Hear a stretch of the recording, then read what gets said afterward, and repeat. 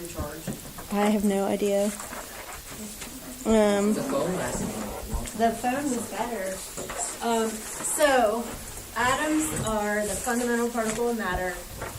They're made up of three basic parts. Someone tell me. Electrons, neutrons, and protons. Right. And Sorry. the electrons and protons are found, the neutrons and protons are found where? In the middle. Nucleus. In the nucleus. So we've got a proton, which has what kind of charge? Positive. A positive charge.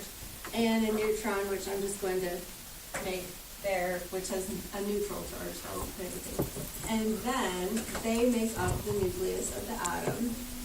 And orbiting around it are the electrons, which have a negative charge. That little minus one is a negative charge. They don't orbit like the planets orbit the sun, although that's what the Bohr drawings look like that you are using to model what the atom is like.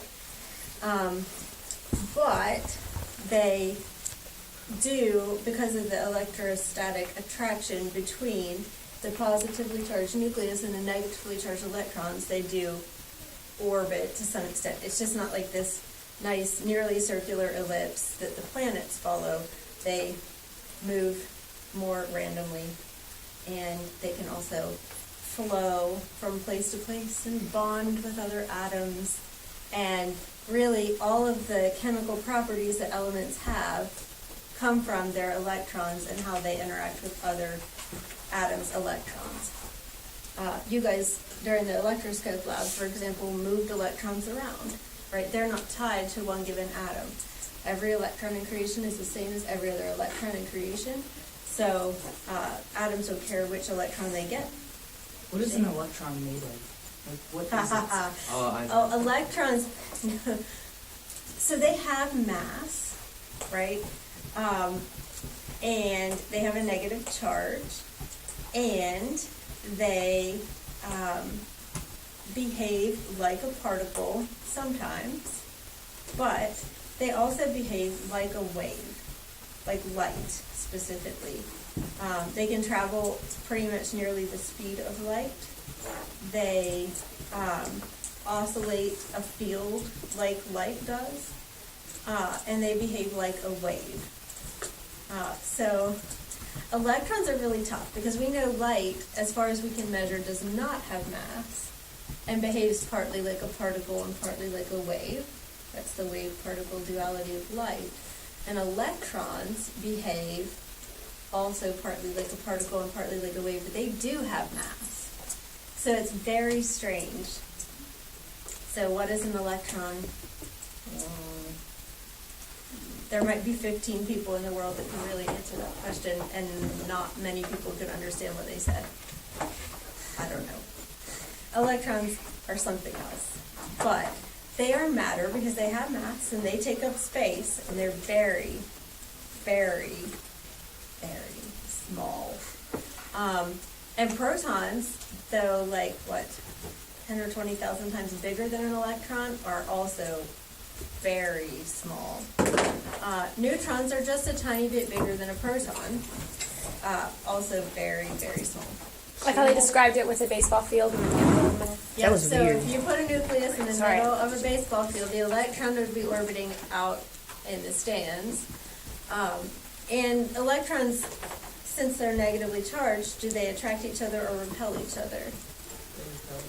Okay, so electrons repel each other, but they all have to kind of be orbiting around the nucleus, depending on how many an atom has. So is that why they don't hit each other, because they're all repelling?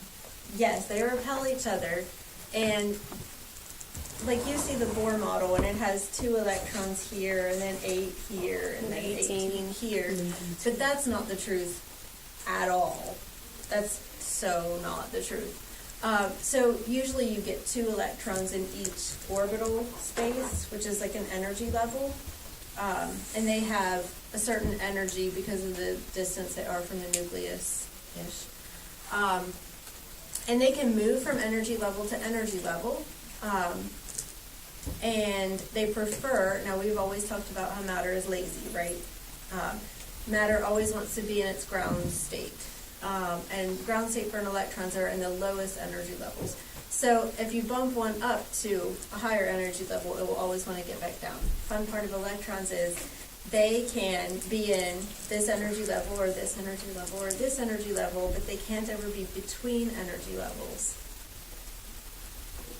Anyone have a problem with that? You can be here, or you can go to the grocery store, but you can't be anywhere in between. I'll have a problem with that. Right. How do you get Electrons. Mr. Transmission. Right. It's like we appear and disappear or whatever, and suddenly we're here and suddenly we're there. And we give off measurable quantities of energy when we go from here to there. They And we figured give out off how light. to transport themselves from place to place without touching the ground Right. for human. So maybe somebody understands all that Humans stuff, but would- I just don't.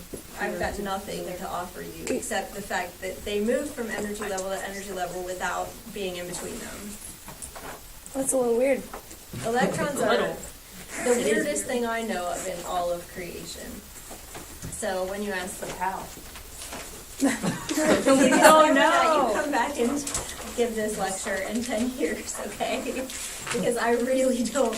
I Has don't have anybody ever any watched the answers. Carbonaro effect? Yes. Yes. This is one of his jokes.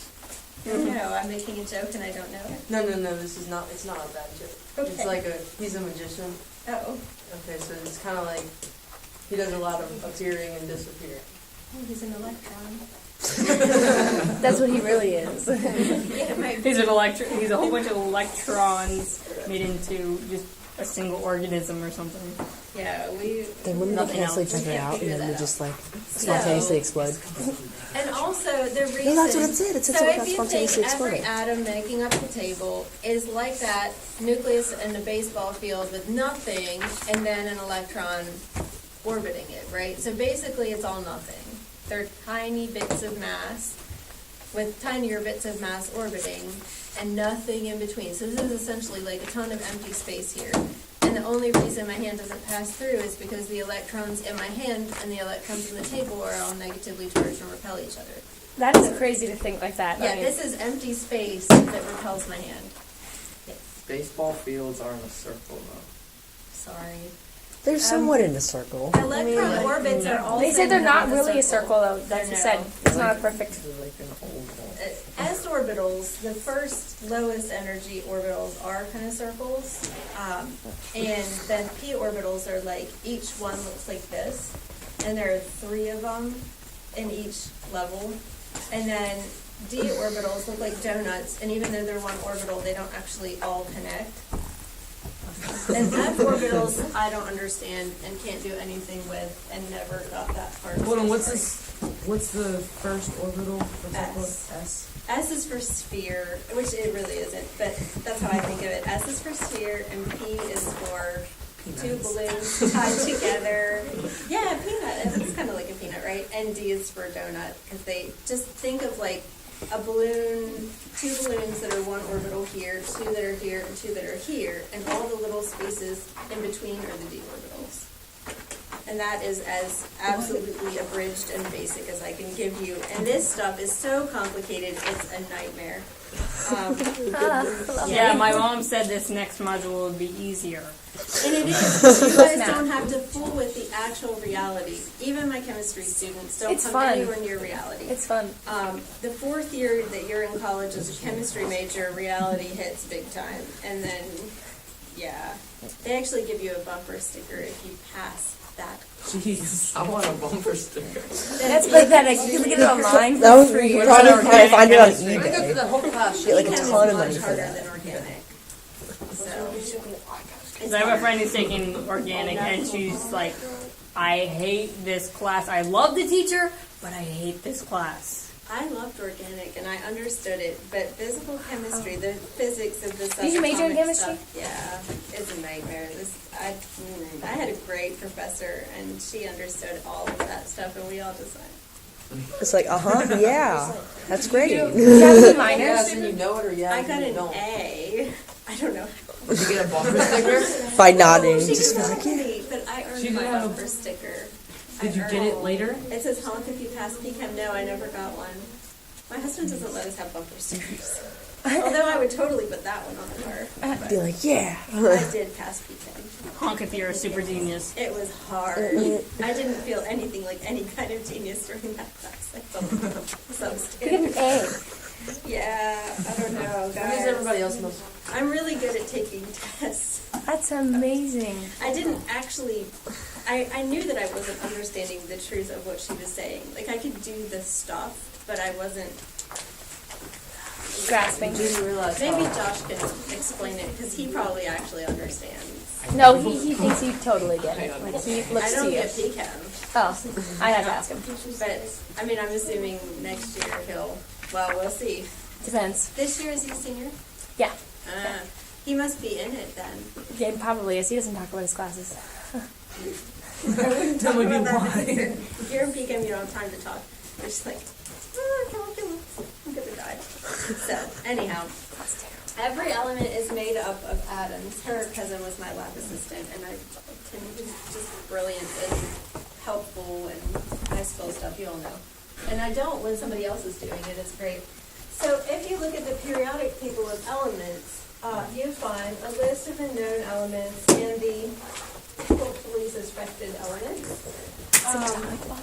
that can only be made in the lab and don't really exist long enough for us to figure out what their mass is anyway. So the first block of the periodic table, element number 1 here is hydrogen. This piece, the big capital H, is the chemical symbol.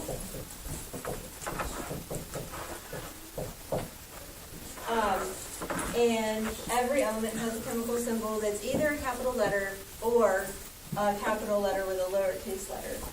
Some of them are for their Latin names, and so they don't really make a lot of sense. Like potassium is a K.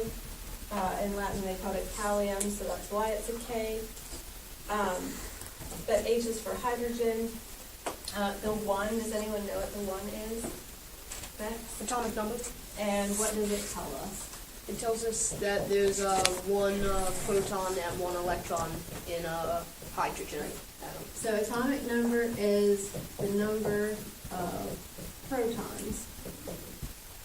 And in an element, the number of protons has to be equal to the number of electrons. Why? To balance out the positive and negative. Charges, right. Matter has no net charge in its elemental state. So if the number of protons and number of electrons are equal, then you have no net charge, because the exact amount that an electron is negative is the exact amount of proton is positive. You see? So once you negatively charge a balloon, is it not matter? Or is it? In its elemental state, matter has no net charge. It's just not in its elemental state anymore. So when it's being the element hydrogen, it'll have a neutral charge. But you can have something called an ion, where hydrogen loses its 1 electron. So what's left? If hydrogen loses its 1 electron, what does it have left? 1 proton. 1 proton. And occasionally some isotopes, which we'll talk about in a minute, of hydrogen have neutrons. But then you would write it like this, and it would be a charged particle, just 1 proton that has lost its electron. And that happens in chemistry all the time. So matter can get a charged particle, but in its base form, it's going to have a balance of charges. It's always going to have no net charge. But charged particles definitely happen all the time. So that's fine. Oh, and this piece of the periodic table here, this 1.01, now what is It's this? atomic mass units. Atomic mass. Atomic. So, the unit, you know how I love units, like you must put kilogram always, right? So the unit for this is literally the AMU, or atomic mass unit, because they're so incredibly small that measuring them in grams or kilograms would be ridiculous. And it would be a number with so many decimal places out to where you get a significant figure that it would be nearly meaningless to our brains. So atomic mass units are what we use, and there are mathematical ways to convert them to grams or convert them to things that mean more to us. Too many zeros. Right, but 1.01 is a much friendlier number to our brain than like 0.15 zeros and then something. So atomic mass units are how we measure the essentially mass in kilograms or weight or whatever. We can use atomic mass units to get a number that makes sense to our brain. One proton and one electron, the electron's mass is essentially insignificant, it's so small. So one proton would have one atomic mass unit, but why is the hydrogen's atomic mass a little bigger than that? It includes the neutron. It does. So most hydrogen atoms don't have a neutron, but some do have one and some have two. Very rarely does a hydrogen have one neutron or two neutrons. But if you, let's see, so we could draw some nuclei, like this. This would be a hydrogen nucleus here with just one proton. And this with one proton and one neutron. And this with one proton and two neutrons. Now, as long as the thing has one proton, it has an atomic number of 1, and it's a hydrogen, right? But this is going to have an atomic mass of 1, this of essentially 2, and this is essentially 3. So when you take an average of all the hydrogens that are in creation, and then you account for the fact that this is rare, and this is really rare, and you average the mass of the average of all of the hydrogens in creation, you find the mass to be about 1.009. And this is rounded even, but 1.01 atomic mass units. Because occasionally you get a nucleus with a bigger mass. And these three forms of hydrogen, one with no neutrons, one with one, and one with two, are all called isotopes. Isotopes, you don't say normal hydrogen and its two isotopes. You say these are the three isotopes of hydrogen. They're all isotopes. Not like normal plus two isotopes. They're all isotopes, the three isotopes of hydrogen. Let's see. The Bohr model. So, if I were going to draw a Bohr model, not the model in my classroom, of hydrogen, what would I draw? Did you guys do the Bohr model this week? Mm-hmm. Okay. How would I draw the Bohr model of hydrogen? You draw a nucleus, Okay, and what would be in it? proton, and a neutron. Or just a proton? Most of them just have the proton and no neutrons. And then you would draw electrons in This one, so we'll have a negative right there. So we can you put an X for the electron, or you can put a little negative charge. So the Bohr model, we'll draw others with more electrons. If it had more electrons, or if this electron wanted to hop up to a higher energy state,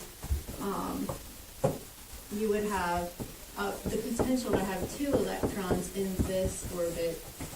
Even though hydrogen only has one electron, you would have the potential for 8 in this orbit. And what about in the next? 18. And then 32. 27? 32. 32?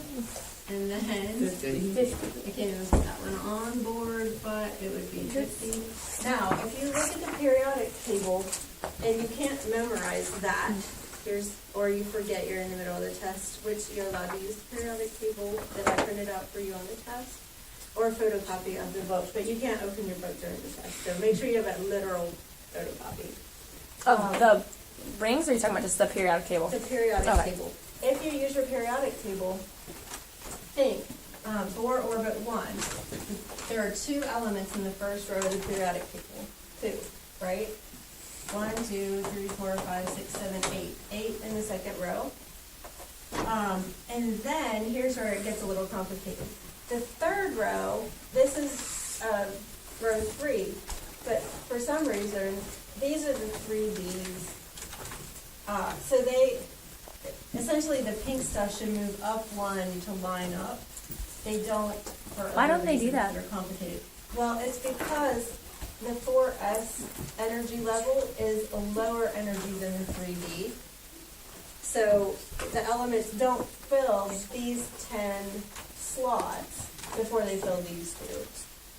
But, so you have 1, 2, 3, 4, 5, 6, 7, 8, 9, 10, 11, 12, 13, 14, 15, 16, 17, 18. 18. So it's like these 8 plus these guys.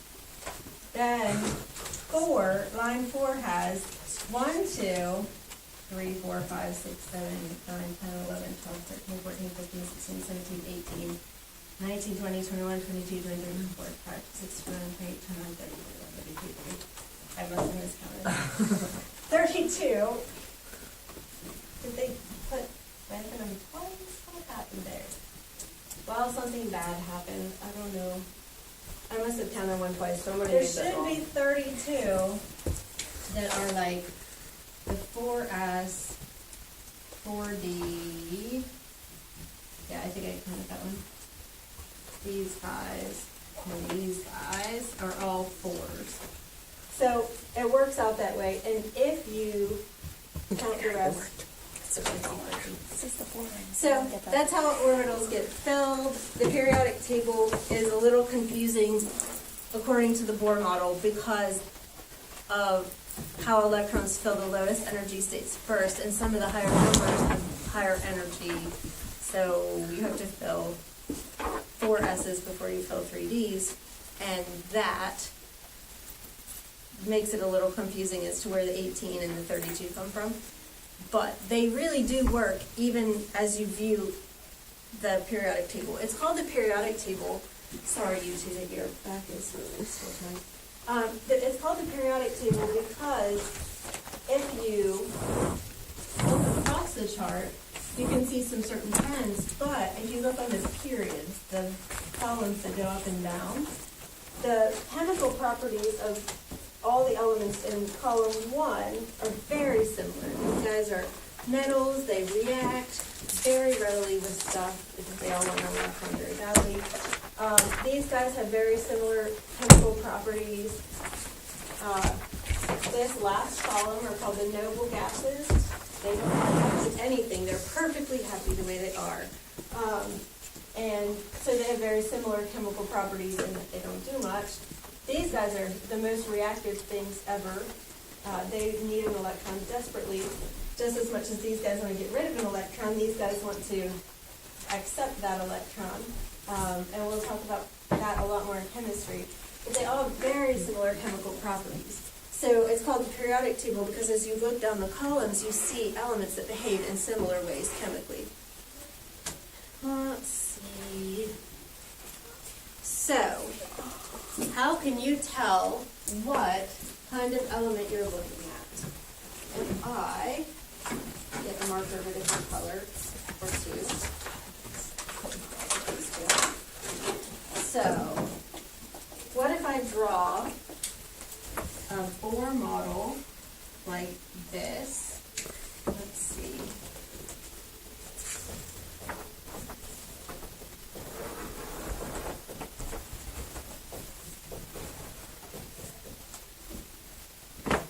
And you guys can pretend that there are some neutrons in there. There are 8 little positive charges, 8 protons in the nucleus.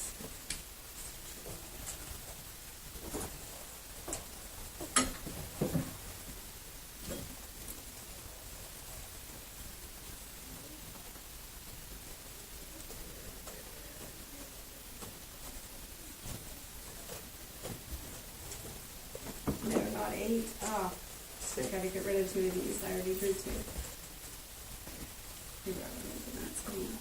Okay. So I've got 8 electrons and 8 protons, and I might have some neutrons. How many do I want to put? Hold on.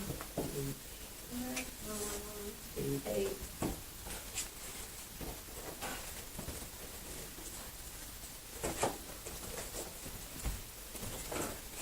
Okay, 8 protons, or 8 neutrons also. And neutrons would be bigger than protons if I really drew them correctly. Like a I can make them bigger. You want the camera closer to you? I can move it in a second because you guys are going to start doing more of the talking. So, what element am I looking at if I had a drawing like that? Hold on, I'm going to talk to these folks over here because they don't talk.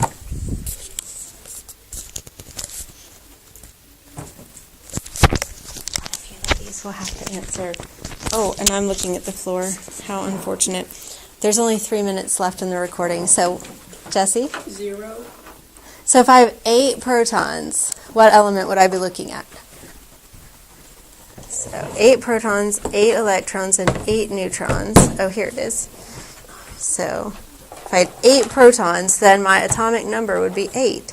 So which one has the atomic number of 8? Is it oxygen? It is oxygen. Atomic number is 8. So the only thing you have to do to figure out, but it's easy once you learn. The only thing you have to do to figure out what element you're looking at is count the number of protons. And here's the thing. You guys saw last week that electrons will leave their atom quite happily and travel down the way, right? Electrical circuits work that way. Protons don't. They stay in their nucleus. They're held together by the strong nuclear force, which is strong. So if you count protons, it works much better because they stay with their atom. So they're always going to be 8 in every oxygen atom, even if oxygen loses or gains electrons. And it likes to gain them. That's how oxygen is. So it's going to maybe change number of electrons, but it won't change number of protons. If it did, it would not be oxygen anymore. It would be something else, which we'll talk about at the end of the module. So I'm going to stop this.